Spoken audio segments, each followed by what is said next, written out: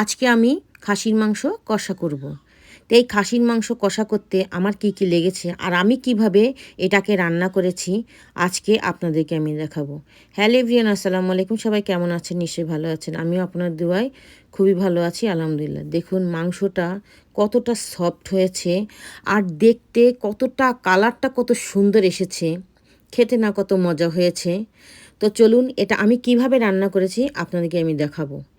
এরকম করে কিন্তু বিয়েবাড়ি রান্না করে, কিন্তু আমি আমার মতো করে রান্না করতেছি। আমি এখানে 2.5 কেজি খাসির মাংস নিয়েছি, নিয়ে ভালো করে ধুয়ে নিয়ে এটা আমি যে প্যানে রান্না করব সেই প্যানের ভিতরে মাংসগুলো সব আমি দিয়ে দিচ্ছি।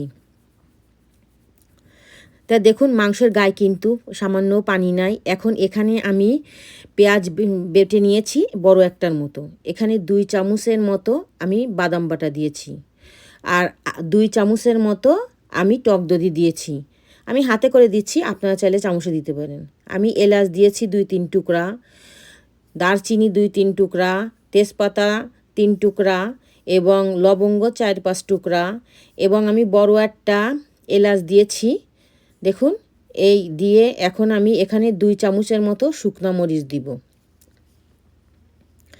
এখন শুকনা মরিচ দিয়ে এখানে আমি হলুদ দিব 1 চামচের মতো, ধনে দিবে 1 চামচের মতো, জিরে দিব 1 চামচের মতো।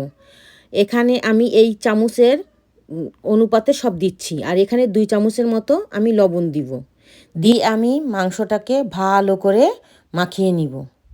তা আমি কিন্তু এতে আদা আর রসুন এখনও ইউজ করিনি, আগে আমি মাখিয়ে নিচ্ছি সব ভালো করে। এখন এর ভিতরে আদা আর রসুন দিব 2 স্পুন 2 স্পুন করে।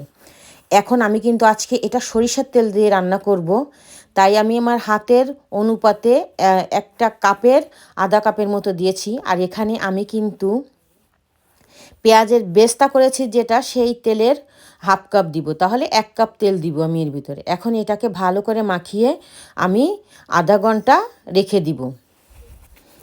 এখন আমি এটাকে ঢাকনি দিয়ে ঢেকে আধা ঘন্টা রেখে দিব। তাই এখন আমার পেঁয়াজের বেস্তা হয়ে গেছে। হয়ে যাওয়ার পরে এখন এটাকে আমি তুলে ফেলতেছি। দেখুন এখন এর ভিতরে আমি যে পেঁয়াজের বেস্তা করেছি যে তেলটা, সেই তেলটা দিয়ে দিলাম। দিয়ে এর উপরে আমি দেখুন পেঁয়াজের বেস্তা দিয়ে দিচ্ছি। তাহলে আমি 2টা পেঁয়াজ দিলাম, একটা বাটা আর একটা হচ্ছে পেঁয়াজের বেরেস্তা। তো এটা এখন ভালো করে আবারও আমি মাখিয়ে নিব, যাতে সব মাংসের ভিতরে ভালো করে ঢুকে যায়। এখন ভালো করে মাখানোর পরে এখন আমি চুলার পরে দিয়ে দিব এটাকে রান্না করার জন্য। তা আমি কিন্তু চুলার উপর দিয়ে দিয়েছি। দেখুন আমার কিন্তু কষানো প্রায় হয়ে গেছে, আরও 10 মিনিট কষাতে হবে। তেল যতক্ষণ উপরে না উঠে আসবে ততক্ষণ কষাতে হবে।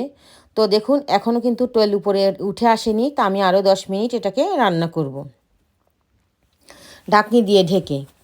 তা দেখুন আমার কিন্তু কষানো হয়ে গেছে, তেল উপরে উঠে এসেছে। মাংসটা কিন্তু সিদ্ধ হয়ে গেছে, আমি হাত দিয়ে চেপে দেখেছি। সেজন্য এতে আমি 3 কাপের মতো ফুটন্ত গরম পানি দিব। এটা বেশি পানি দেওয়া লাগবে না, কারণ মাংস সিদ্ধ হয়ে গেছে এই কারণে। তো আমি 3 কাপের মতো পানি দিয়ে দিয়েছি। দিয়ে এখন ঢাকনি দিয়ে ঢেকে এটাকে আমি 15 মিনিট রান্না করব। তা দেখুন আমি কিন্তু 15 মিনিট পরে ফিরে এসেছি। আমার মাংস রান্না করা হয়ে গেছে, একদম কষানো হয়ে গেছে। আর যখন আপনি চুলোটা বন্ধ করে দিবেন তখন একদম গামাখা ঝোল হয়ে যাবে। তা আমার কিন্তু রান্না শেষ। আমি জানি না আপনাদের কাছে আমার এই রেসিপি কেমন লেগেছে। যদি ভালো লেগে থাকে তো লাইক, শেয়ার, কমেন্ট, সাবস্ক্রাইব করবেন। আমার একটা ফেসবুক পেজ আছে, ফলো করবেন। সবাই ভালো থাকবেন, সুস্থ থাকবেন। আসসালামু আলাইকুম।